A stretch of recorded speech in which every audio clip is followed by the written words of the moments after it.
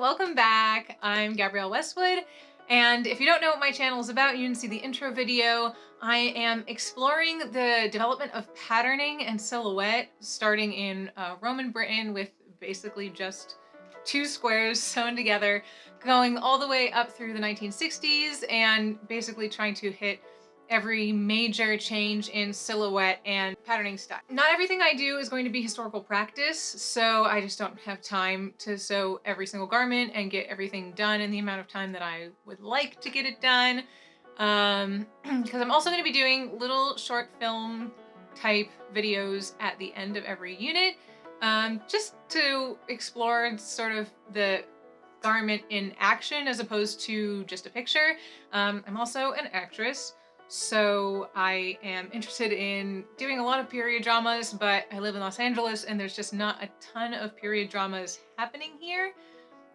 So I decided to create my own. But I will be trying to do all of the seams that you see from the outside of the garment as historical practice. So if something would be felled down, I will sew the first seam that is inside with a machine, and then I will fell down the seams by hand.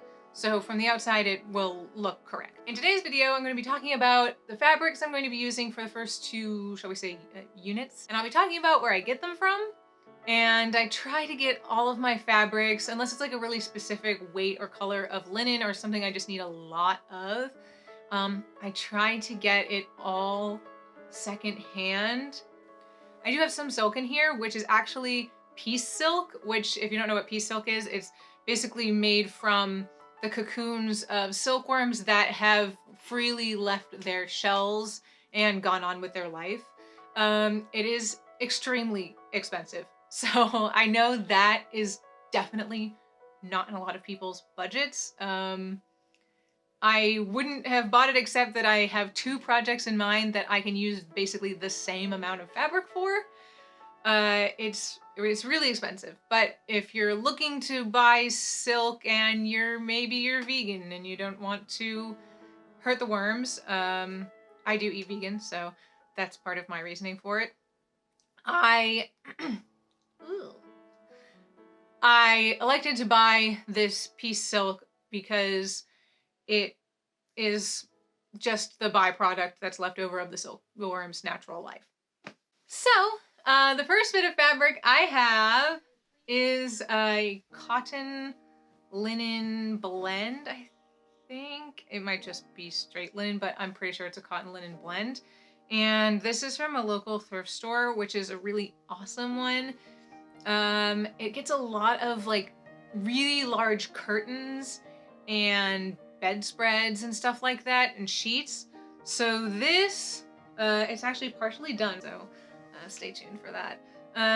So this, it used to be a duvet cover, which I really like to try to buy duvet covers because oftentimes they're priced really similarly to sheets, but because it's double layered, you get 2 times the amount of fabric.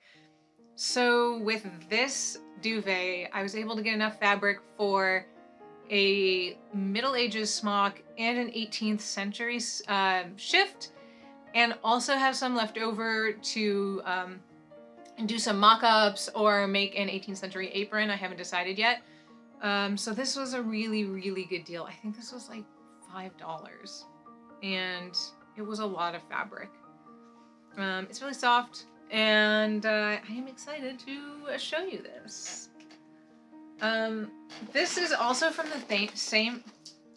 This is also from the same thrift store.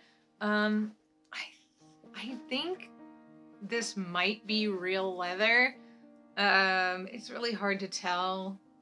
This didn't melt. Like there's a couple other, like this one is from the same store, and I definitely think this is like vinyl or something, because it smelled really plasticky when I burned it. But I'm going to be using these for some like faux armor, and also this one I'm gonna try to make some medieval turn shoes out of it.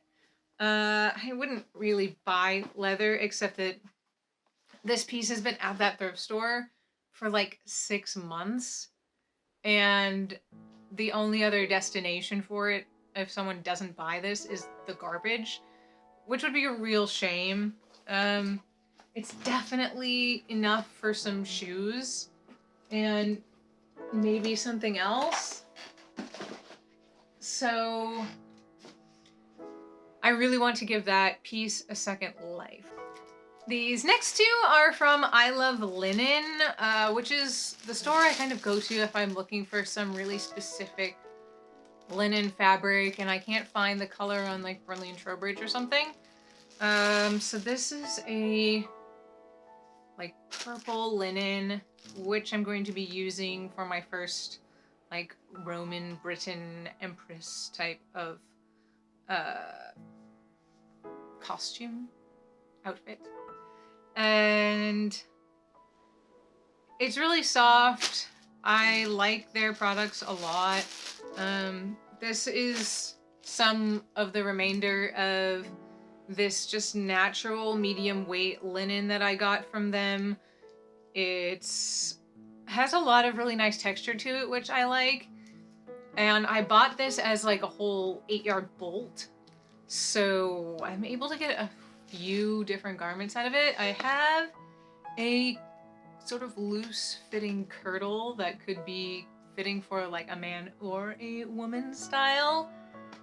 And this is either going to become sort of like an interior for some stays, or I might make some more kind of like 12th century garments. I'm really into just the basic like rectangles and triangles patterning. I just love the simplicity of it. So we'll see what I do with the rest of this. It might also become a cloak lining, depending. This is a wool, which I got from a Thrifty Notion. I actually got all 3 of these wools from a Thrifty Notion. So this one they had a lot of, so I got 3 yards, and I'm going to make a more like 14th century style kirtle out of this one. It looks like more bluey on camera, I feel like. It's a little more green in real life. So I'm really excited about this. And I am excited to be wearing something under it because wool to me is like really itchy. So I'm excited. And you know what? When I was a kid, I always used to have wool sweaters and I just thought this was so itchy, but it makes so much sense that they would wear linen underneath a fabric that would be itchy. And I don't know why we stopped doing that. There's a lot of things that I'm going to bring up that I don't know why we stopped doing, but yeah. So this is like a kind of like, I guess they called it peacock green on the website. I guess I would say it's that. I don't know if the color is like incredibly accurate to something that could have been reproduced in the Middle Ages. But I felt like when I was looking at some paintings, I saw some colors that were pretty similar to this. So yeah, there's that. And then there's this, which I think is probably going to become a cloak with the linen lining.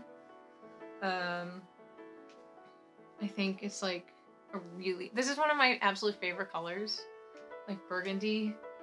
You'll probably see me wear like a lot of burgundy in my videos. It's just 1 yard, and I think it said that it was 60 inches wide. That does seem like it makes sense because it looks pretty wide, but it might be 44. It has a small hole, which they did mention on the website, so they'll tell you on a Thrifty Notion if there's any damage to it. So this one has a little hole, but I'm not like that bothered about it. I feel like I could probably patch it up or kind of sew around it. And I'm sure that people had holes in their clothes in real life. And this one is a like khaki suiting wool. So it's really smooth. I'm thinking I might save this until my unit, I guess I'm gonna call them units, my unit on for like Victorian, because I really think this would be good for a waistcoat. I might dye it a different color because like I'm not a big fan of like this like beige. It's kind of like blah to me. So it might get dyed with some different dyes. This is the piece silk from Aurora Silk. They're actually pretty, I mean, in terms of like closeness, they're pretty close to me. They're in Oregon and I'm in California, so it's not like that far. And it feels amazing.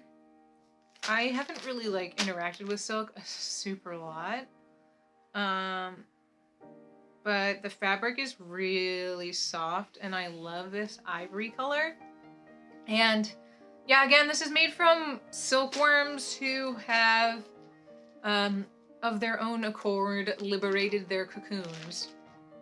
So, I'm not like opposed to using their cocoons after they have left their cocoons. You know, if it's gonna become trash, why not use it? It's better than not using it. So, if I had a cocoon that I could make some awesome fabric out of, I would do it. Speaking of, I have already started collecting my hair for what is going to become a like Victorian hair piece made from my own hair. You might think that's gross. It's a little gross, but no, it's fine. If you have not, oh my God. Side note, if you have not been to the hair museum that is, it's like near Kansas City, Missouri, there is a hair museum with 200 pieces of like artwork made from people's hair. It is incredible. You have to go if you live near there and there's no more coronavirus because it's astonishing. This fabric is from Destash, which is a website that my friend Ember showed me. And hey, Ember, you're probably watching this. Ember's awesome. So this is a wool, which I don't really like the color of, but I wanted to use it for some dyeing projects, so I'm going to try to over dye it with a few different colors. I'm using part of it for like a surcoat, and then the other bits I'm going to try to make some hose out of. So I hope that works. I got a few more fabrics from them. There's this fabric that is like a really rough wool I would use for like a peasant's cloak. It's super itchy. I'm like allergic to a lot of things. It's super itchy, but I would be wearing long sleeves, so I'm not like overly concerned about it. I think my cat is destroying something. And then this gray linen, this gray linen I also got from, oh, sorry, buddy. I put my foot on my cat. I also got this from Destash, and I'm thinking of making like a short sleeve over kirtle dress with some trimmings that I'm going to make tablet weaving style, which I'm so excited about. So yeah, that's it for the fabrics that I'm going to be using. I have some little notions coming, like little clips for my Roman tunica, and also some like embroidery silk that I'm going to be dyeing a few different colors and doing some embroidery, and also using that to make my tablet woven belts and trims. Because I was having a really hard time finding wool yarns, like worsted wool yarns, and I didn't want to buy new wool. I went on an 8-hour adventure the other day online trying to find any like ethically sourced wools, and I couldn't find any that weren't related to also like making sheep meat. And I'm like, on that, so I started looking at adopting sheep at that point. I was like, well, maybe I should adopt a sheep. And then sheep have to be sheared at some point just for their own like health. And maybe then I could do an adventure of trying to spin that fleece into yarn and weave some stuff. And then I remembered I live in an apartment, so it would be cool to fill my living room with grass and have some sheep in there, but I don't know if my cat will like sheep. So anyway, if you like this video, hit subscribe, hit the notification button. You can follow me on Instagram. I'll put my name in the thing below because without fail, I've discovered that everyone calls me Gabriella, even though my name is Gabrielle. So, thank you. Be sure to watch my next video where I will be making a Roman Britain inspired tunica. Thanks for watching.